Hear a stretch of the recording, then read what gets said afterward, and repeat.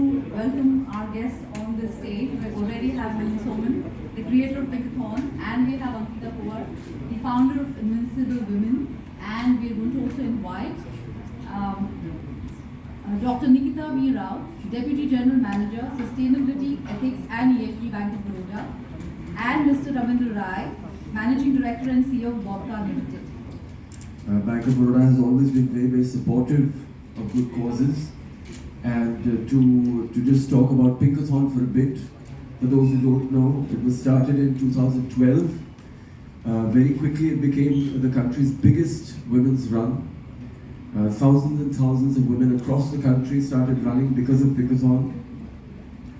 There were distances from 3 kilometers, 5 kilometers, 10 kilometers, up to the half marathon. And it was across almost 80 cities in the country. This is pre-pandemic.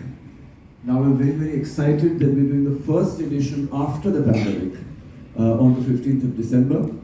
And all the women in Bombay, I think, are very, very excited. 1,000 women participate across these three distances, 3, 5 and 10 kilometers.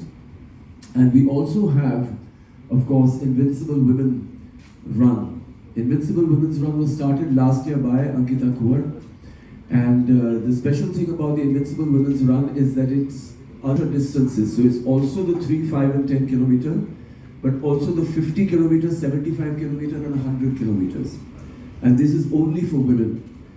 So there are, of course, a lot of 100 kilometer events across the country now, but there is nothing that is only and purely for women.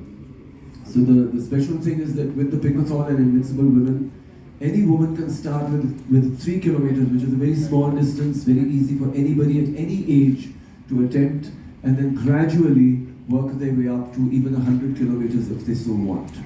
In fact, the participants of the 100 kilometer distance on the 15th has doubled from last year.